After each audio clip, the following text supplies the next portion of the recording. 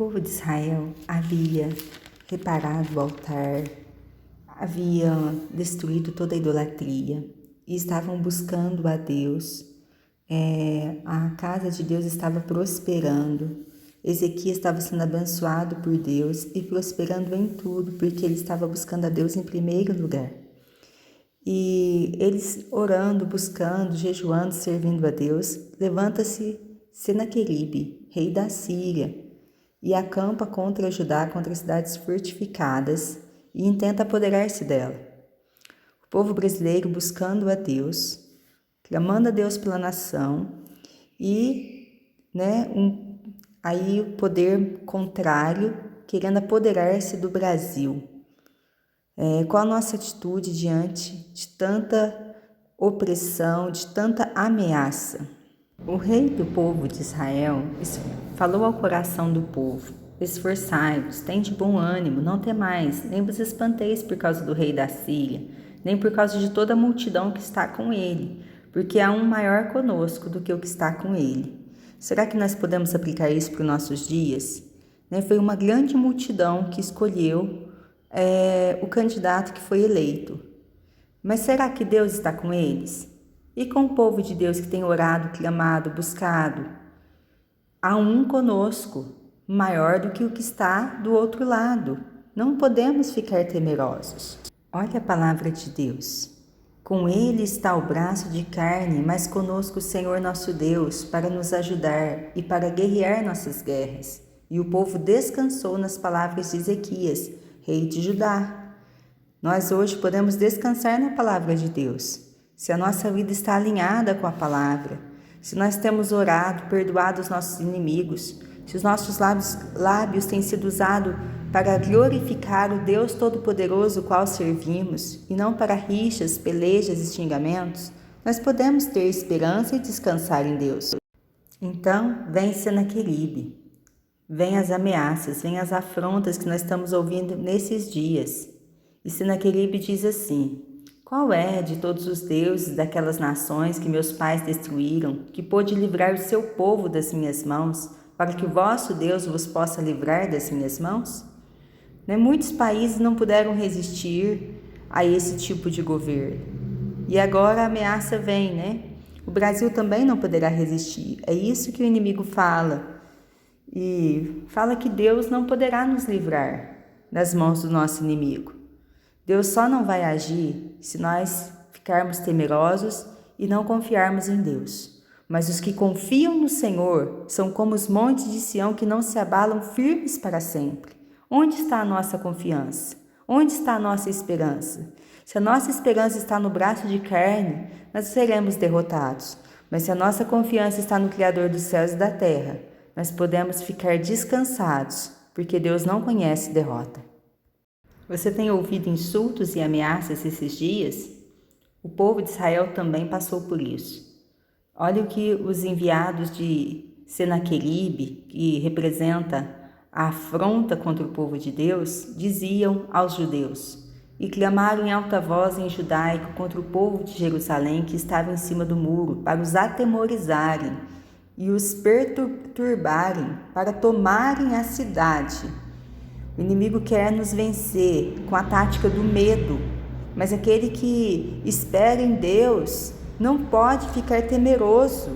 Deus é mais poderoso que todo ataque, do que toda afronta. Deus tem as armas que nós não temos, o poder que nós não vemos. Vamos continuar crendo que as nossas orações serão respondidas, que o braço de Deus não encurtou e não está encolhida a sua mão. Ele continua no mesmo lugar com o mesmo poder e é poderoso para nos socorrer, desde que nós confiamos em Deus e não voltemos atrás do nosso coração.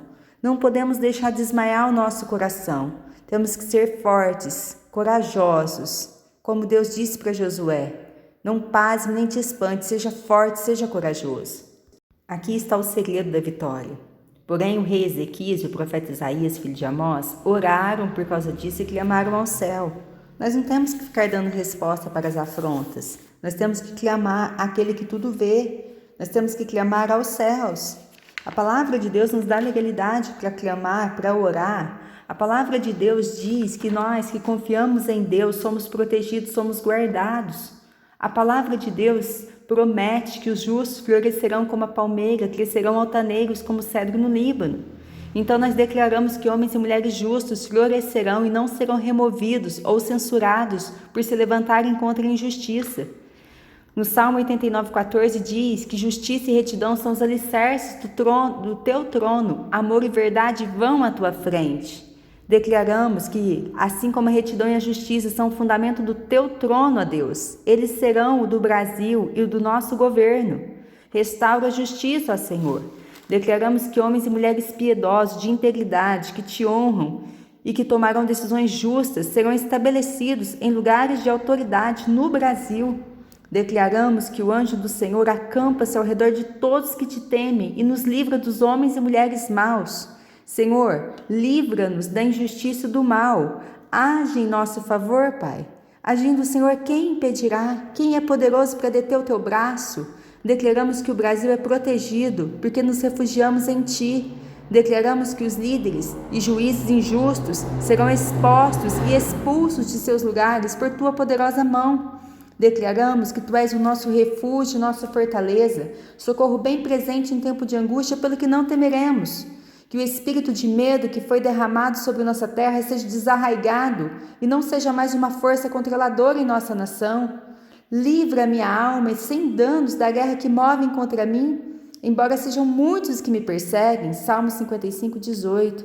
Declaramos que Tu redimirás nossa alma e nossa nação sem danos da batalha que está instalada contra nós, pois há muitos que lutam contra nós. Nós nos levantaremos e brilharemos e declaramos que a Tua luz chegou e a glória do Senhor se ergue sobre o Brasil. Pois eis que trevas têm coberto a terra, mas o Senhor se levantará sobre o Brasil.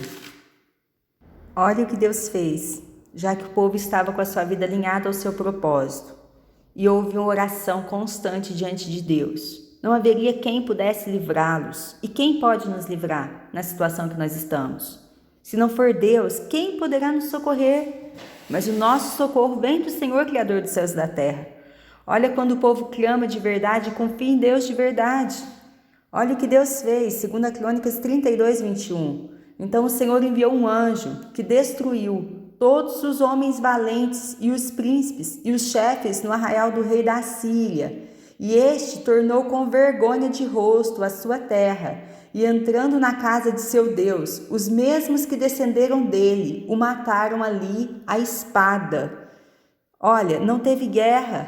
O povo não precisou de guerrear. Deus guerreou por eles.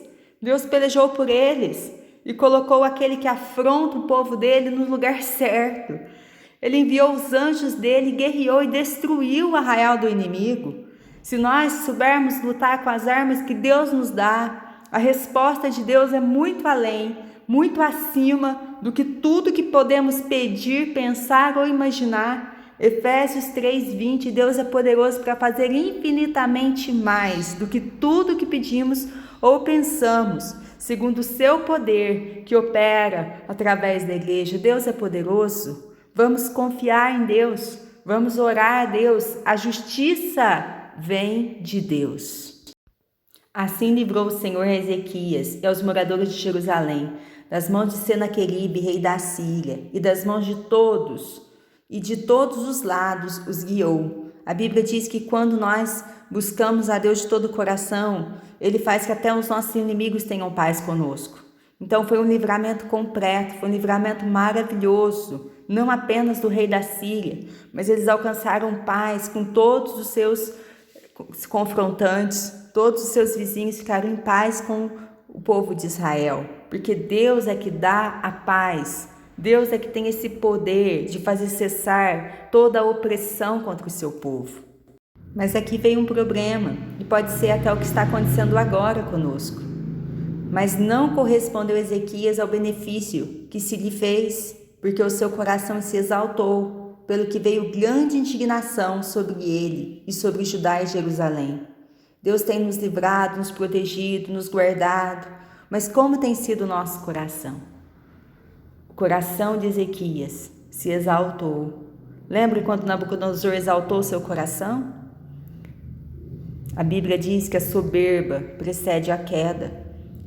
Nós podemos ser muito, muito, muito abençoados por Deus, podemos prosperar amplamente em todos os sentidos, desde que nós mantenhamos a nossa confiança, a nossa dependência de Deus. Se o nosso coração se exaltar, nós estamos nos afastando de Deus, estamos pedindo que a destruição venha e alcance as nossas vidas. E foi isso que aconteceu. Veio grande indignação, veio grande problema. A nação de Israel foi levada em cativeiro. Por quê? Porque o coração deles se exaltou. Eles acharam que era eles que tinham tido vitória. Esqueceram que eles não tinham guerreado. Esqueceram que foi Deus que deu vitória. Esqueceram que foi Deus que os fizera prosperar. Nós não podemos esquecer que se Deus virar o rosto, nós estamos perdidos. Nós precisamos ser dependentes de Deus o tempo todo e pedir a Deus: Senhor, sonda o meu coração, conhece-me, vê se há em mim algum caminho mau. Perdoa-me, Senhor, guia-me pelo caminho eterno. Essa deve ser a constância na vida do servo de Deus, a dependência. E muitas vezes Deus permite o inimigo nos afrontar, nos afligir. Por quê? Porque o nosso coração está soberbo, porque o nosso coração está altivo. E Deus odeia o olhar altivo e coração orgulhoso. É Deus que resiste à altivez do ser humano. Ezequias havia sido curado de uma doença mortal pelo favor de Deus. E aí, o rei da Babilônia envia mensageiros para felicitá-lo, saudá-lo pela cura e também para conhecer, porque o rei da Babilônia sabia que eles tinham tido uma vitória enorme, maravilhosa. Então, eles queriam informar do prodígio que se havia acontecido ali. Olha, contudo, quando os embaixadores dos príncipes da Babilônia foram enviados para se informarem dos prodígios que se deram naquela terra, Deus o desamparou para prová-lo e fazê-lo conhecer tudo o que lhe estava no coração.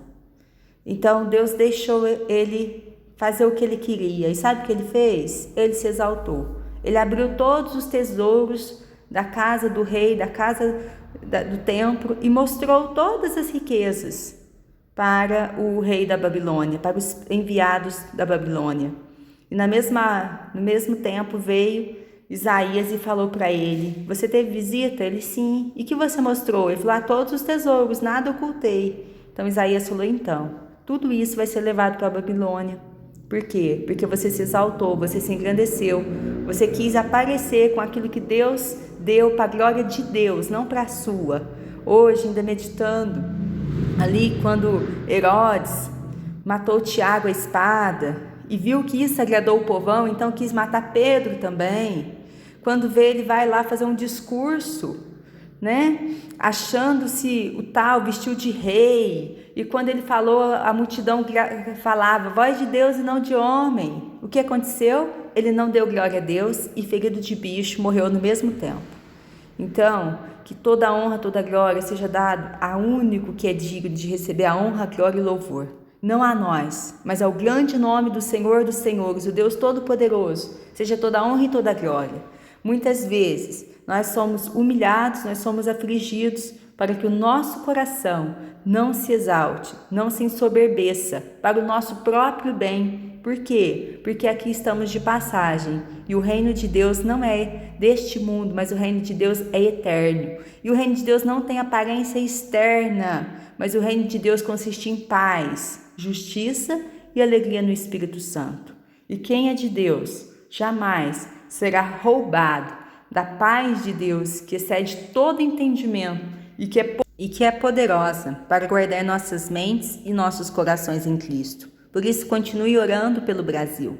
Continue declarando que o Brasil é do Senhor Jesus por direito de criação e por direito de redenção. Continua declarando sobre o Brasil reavivamento, arrependimento, restauração em nossa nação, para que seja um país que honre a Deus e objeto de louvor da terra. Declaramos que o nome do Senhor não será profanado no Brasil e que as nações saberão que Deus, que Jesus Cristo é o Senhor do Brasil, para a glória de Deus. Essa é a nossa confissão, independente das circunstâncias. O Brasil é do Senhor Jesus Cristo, para a glória de Deus, o Pai. Amém.